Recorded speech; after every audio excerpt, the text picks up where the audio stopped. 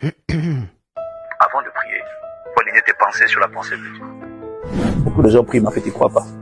Et la prière ne marche pas. Pas parce que la prière n'est pas puissante, mais parce qu'en fait, il n'y a pas la foi dans ta prière. Entre la pensée et la prière, qu'est-ce qui est le plus puissant?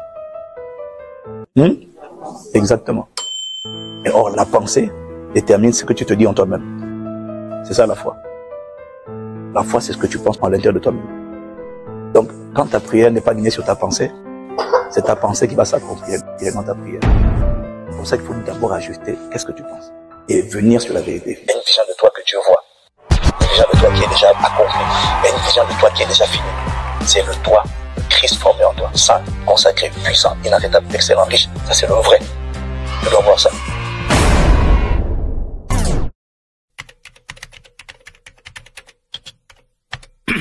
Quelque chose que tu sens, tu dis non, excuse-moi, moi, ce que je vois, c'est ça. Tu restes dessus, tu proclames ce que tu vois dans ton esprit.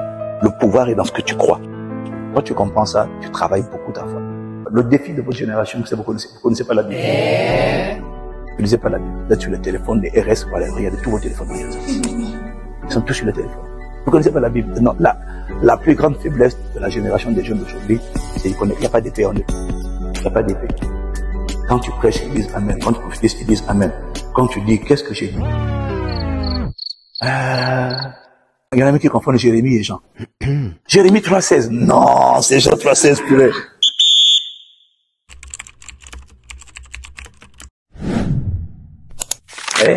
Et c'est là où Satan vous piège. C'est là où Satan vous piège. Il y a des choses qui sont incontournables. Il va falloir revenir à la Bible papier. Parce que le téléphone c'est bien, mais ça ne permet pas de méditer bien. Et sachez que l'esprit prophétique ne peut pas opérer quand il n'y a pas la connaissance de l'écriture. Parce que l'esprit prophétique, ça va vite. Tu entends et puis tu parles. Tu entends et tu parles. Et l'esprit ne peut pas te dire des pensées que tu ne connais pas. Il ne s'agit pas de connaître la Bible par cœur. Il s'agit de l'avoir tellement lu et relu que tu as des photographies de certains versets qui sont écrits. Tu ne sais pas toujours où c'est écrit. Parfois tu sais, parfois tu ne sais pas. Mais tu sais que c'est écrit.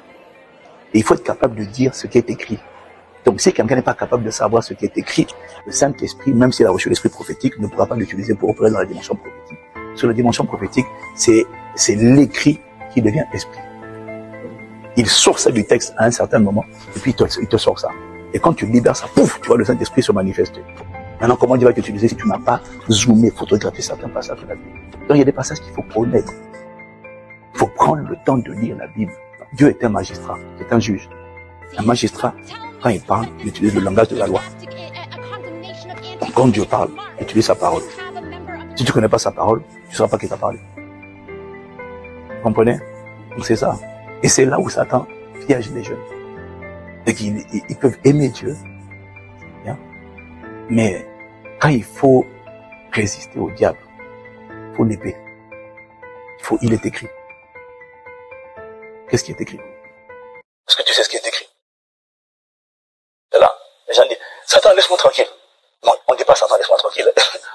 On lui dit, il est écrit. Tu fais un mauvais rêve la nuit, tu te lèves. Tu dis, au nom de Jésus, je te chasse. Tu chasses qui? Tu chasses quoi? Qu'est-ce qui est écrit? Pourquoi est-ce qu'il n'a pas le droit de perturber ton sommeil? Tu sais pourquoi il n'a pas le droit de perturber ton sommeil? Tu t'appuies sur quoi pour lui dire? Tu as commis une grave erreur, il ne fallait pas venir dans ma maison. Il ne fallait pas venir arrêter mon sommeil. Tu sais pourquoi? Je vais te dire pourquoi. Il est écrit que lorsque tu te coucheras, tu seras sans crainte. Et quand tu seras couché, ton sommeil sera doux. Parce que tu as osé perturber mon sommeil, je viens contre toi. Quoi? Je viens de dire la parole. Je m'appuie sur la parole maintenant pour parler. Là, tu vas dire quoi? Non, il est écrit, tu vas bien dormir. C'est écrit où? Ouais. Satan redoute la parole. Ne redoute pas tes pensées et tes opinions. Donc, il faut prendre la parole et quand tu la sors du texte, de l'écrit, pouf, ça devient esprit. Là, maintenant, c'est une épée qui sort de ta bouche.